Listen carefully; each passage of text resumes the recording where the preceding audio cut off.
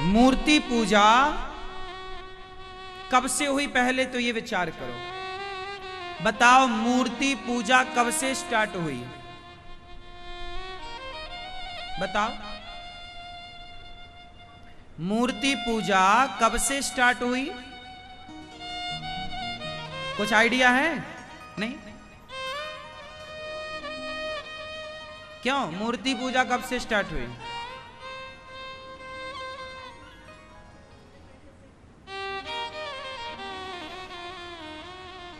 भगवान राम ने भी शिवलिंग बनाए हैं, मूर्ति बनाई है आकार। रामेश्वरम की स्थापना किसने करी? बोलो, भगवान राम ने। मतलब भगवान राम भी मूर्ति पूजा करते थे।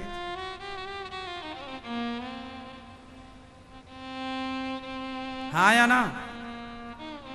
नहीं करते होते तो राम का शिवलिंग बनाने की क्या जरूरत थी? कृष्ण भगवान शिव का शिवलिंग बनाया। मतलब भगवान राम भी मूर्ति पूजा करते थे। अब प्रश्न ये खड़ा कि मूर्ति पूजा शुरू कब से हुई? सुनो,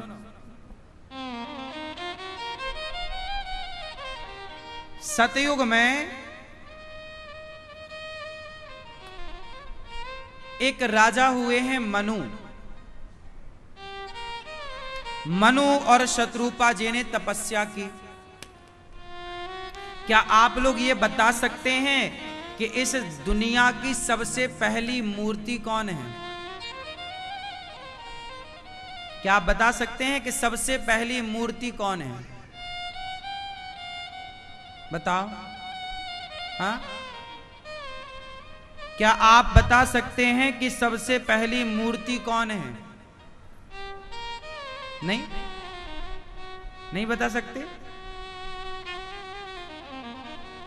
सबसे पहली मूर्ति कौन सी है हमारे भारत में? पूरी दुनिया में पहले पूरा भारत ही था। जब मैं बोलूं भारत तो पूरब से पश्चिम, उत्तर से दक्षिण सब भारत था। तो इस संसार की सबसे पहली मूर्ति कौन है? सुनो, पूरी कहानी सुनाता हूं, ध्यान से सुनना। सतयुग में हुए मनु और शत्रुपा, उन्होंने घोर तपस्या की और भगवान श्रीमन नारायण को प्रसन्न किया। कैसे प्रसन्न किया? भगवान श्रीमन नारायण ने हजारों वर्ष की तपस्या के बाद उन्हें दर्शन दिया। कहा मनु जी ने कि हमें आपके जैसा बेटा चाहिए। भगवान नारायण ने कहा मेरे जैसा तो मैं कहां से लाऊं, मैं ही आता हूं। आप त्रेता में दशरथ कौशल्या बन के जाना, मैं राम बन करके आऊंगा। अच्छा, मनु जी ने कहा आप आओगे त्रेता में और अभी चल रहा है सतयुग, तो एक युग बीच में है। अब ये बताओ कि हम तब तक क्या करें, कैसे आपके बिना रहें? आप कोई अपना विग्रह देकर जाओ कि जिसकी हम पूजा करते रहें। तब भगवान श्रीमन नारायण ने अपना विग्रह सबसे पहले मनु जी को प्रदान किया और मनु जी उनको लेकर अयोध्या लेकर आए, अयोध्या में स्थापित की और सतयुग से त्रेता तक मनु जी के वंशावली ने उनकी पूजा करी। फिर क्या हुआ? दशरथ जी ने भी उनकी पूजा करी। उनका नाम है रंगनाथ भगवान। क्या नाम है? ये टीवी पर देख लीजिए, ये दर्शन कीजिए, ये है रंगनाथ भगवान। श्री रंगम में विराजे हैं। भगवान क्षीर सागर में लेटते हैं, वही स्वरूप मनु जी को दिया। अच्छा, जब भगवान राम अवतार लिए तब तक अयोध्या में रंगनाथ जी थे। फिर राम से विभीषण जी ने कहा कि आप अपने भगवान हमें दे दो, हम लंका ले जाएंगे। तब विभीषण जी को राम जी ने अपने भगवान दे दिए। तो अब विभीषण जी से भगवान ने कहा तुम ले तो चल रहे हो, पर कहीं रास्ते में रखना मत। अब विभीषण जी लेकर जा रहे थे, तभी विभीषण जी को लघु शंका आई। तो विभीषण जी ने भगवान रंगनाथ जी को गोदावरी नदी के तट पर रख दिया, श्री रंगम में। और उसके बाद वो लघु शंका करके आए, उठाए तो भगवान उठे नहीं। विभीषण जी बोले प्रभु आप यहीं रहोगे क्या? भगवान ने कहा हमने तो कहा ही था हमें रखना मत, आपने रखा, अब नहीं जाएंगे, अब हम यहीं स्थापित रहेंगे, हम अपना भारत छोड़कर नहीं जाएंगे। बोले हमारी लंका क्या क्या होगा? भगवान बोले हम तुम्हारी लंका की तरफ देखते रहेंगे, चिंता ना करो। इसलिए रंगनाथ भगवान का मुख दक्षिण की तरफ है, लंका की तरफ है। तो अयोध्या के भगवान जो सतयुग से थे वो रंगम में विराजे। आज भी भव्य रंगनाथ भगवान का मंदिर बना है। बोलिए रंगनाथ भगवान की। ये रंगम का वर्णन भागवत जी में भी है और रामचरितमानस में भी है। बार बार वर मांगहूं हरस देहु श्री रंग, पद सरोज अनपायनी भक्ति सदा सत्संग। शंकर जी कह रहे हैं ये बात, हे रंगनाथ भगवान हमें भक्ति दो। शंकर जी भी रंगनाथ भगवान से भक्ति मांग रहे हैं। ये वो रंगनाथ जी।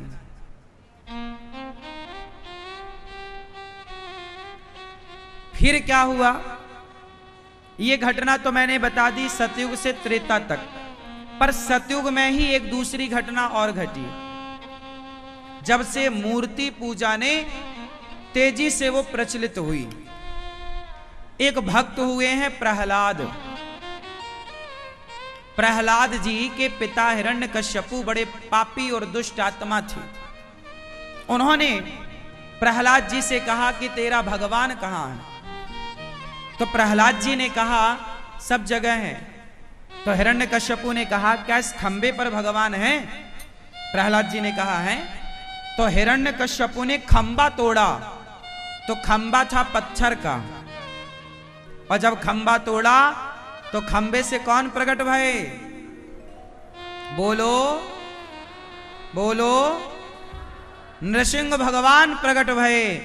तब से ये अवधारणा बन गई कि प्रहलाद के लिए पत्थर से भगवान प्रकट भये हैं, तो हमारी आस्था श्रद्धा होगी तो हमारे लिए भी प्रहलाद की तरह पत्थर से भगवान प्रकट होंगे।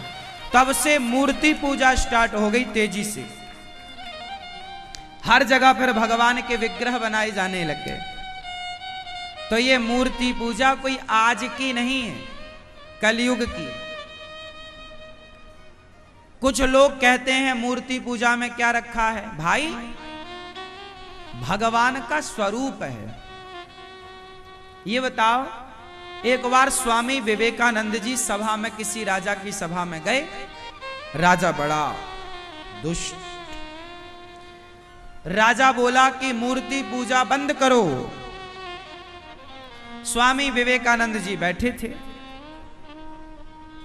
अच्छा, स्वामी विवेकानंद जी के गुरु श्री रामकृष्ण परमहंस जी भी मूर्ति पूजा करते थे। काली के उपासक थे ना। रामकृष्ण परमहंस जी किसके उपासक थे? काली के। और काली माता उनसे बात करती थी। स्वामी विवेकानंद जी के गुरु कौन? श्री रामकृष्ण परमहंस। पढ़िएगा कभी स्वामी विवेकानंद जी के बारे में। फिर क्या हुआ?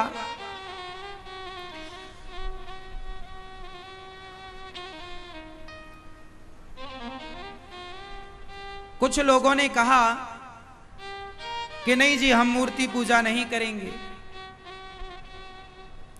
राजा ने कहा मैं मूर्ति पूजा नहीं करूंगा। स्वामी विवेकानंद जी ने कहा अच्छा। उस दरबार में राजा के बाप की पेंटिंग टंगी हुई थी, चित्र। राजा के पिता का क्या टंगा था? चित्र, पेंटिंग। तो स्वामी विवेकानंद जी ने राजा से कहा कि ये फोटो किसकी है? राजा ने बोला मेरे बाप की, मेरे पिता की। उतारो जरा। उतारा। स्वामी विवेकानंद जी ने अपना जूता उतारा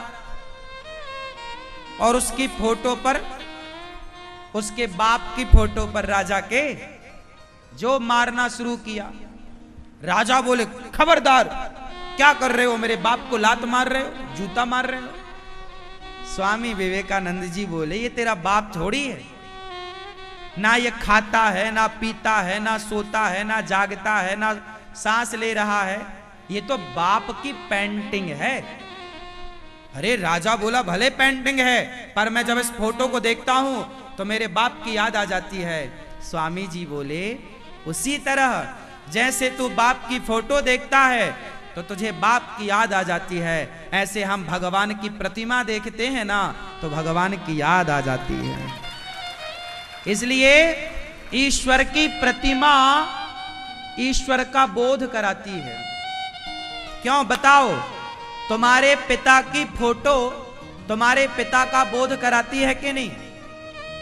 तुम्हारे पिता की फोटो तुम्हारे पिता की याद दिलाती है कि नहीं? तुम्हारे माँ की फोटो तुम्हारी माँ की याद दिलाती है कि नहीं? हाँ या ना? वो फोटो तो मरी है ना, ना वो खाती, ना पीती, ना सोती, ना जागती। फोटो तो फोटो है, कलर है, लेकिन फिर भी वो फोटो माँ की याद दिला रही है। जब माँ की फोटो माँ की याद दिलाती है, पिता की फोटो पिता की याद दिलाती है, तो भगवान की फोटो, भगवान के विग्रह भी भगवान की याद दिलाते हैं। तो मूर्ति पूजा सही है, क्योंकि वो उस निराकार परमात्मा। अब कहो कि ईश्वर तो निराकार है, तो फिर मंदिर में फोटो कहां से आ गई? मूर्तियां कैसे बन गई? किस आधार पर बन गई? उसका तो कोई आकार नहीं है। हाँ, भगवान निराकार हैं, पर साकार भी तो बने, राम बने, कृष्ण बने। तो राम कृष्ण कैसे थे, उनके बारे में वेदों में, पुराणों में लिखा है कि उनका स्वरूप कैसा था। वरहा पीडम नटवर बपुः कर्णयो कर्णिकारम विभ्रदवासः कनक कपिशम वै जयंतीम चमाला। कैसे हैं भगवान? उनकी आंखें, उनके गाल, उनके होंठ, उनका मुस्कान, एक एक चीज लिखी है। तो जैसे चोर को पकड़ने के लिए पुलिस क्या करती है? चोर का स्केच बनवाती है। उसी तरह भगवान का चित्र कैसे बना? भगवान के बारे में पुराणों में पढ़ा गया कि कैसी उनकी आंखें हैं, कैसे उनके गाल। उसी आधार पर किसी मूर्तिकार ने बनाया। अभी अयोध्या जी में रामलला आए, तो रामलला की स्वरूप कैसे बनाया गया पता है? राम जी के बारे में पढ़ा गया रामचरितमानस में, वाल्मीकि रामायण में, अन्य पुराणों में यह पढ़ा गया कि राम की सुंदरता कैसी थी। उनमें लिखा है पुराणों में कि राम जी के गाल ऐसे, जब वो मुस्कुराते थे तो वो कैसे लगते थे, वो सब पढ़ा गया।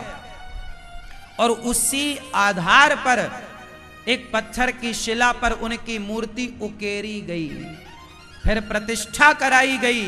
तो जैसे बाप की फोटो बाप की याद दिलाती है, आपके पिता की तस्वीर पिता की याद दिलाती है, ऐसे रामलला का विग्रह रामलला की याद दिलाता है।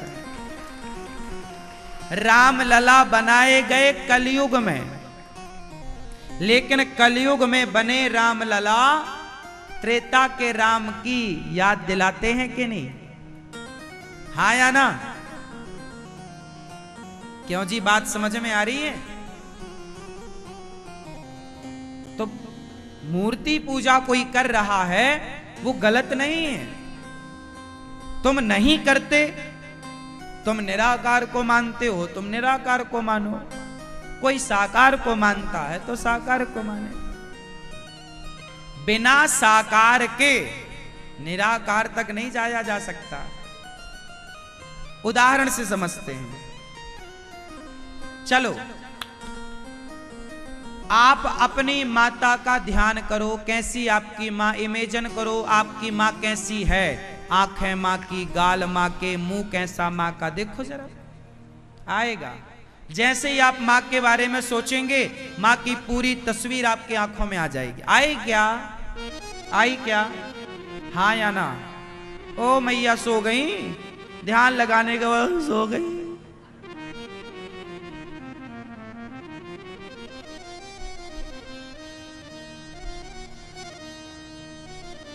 सुनो, माँ का आप ध्यान करते हो तो माँ की बिल्कुल छवि आ जाती है ना सामने।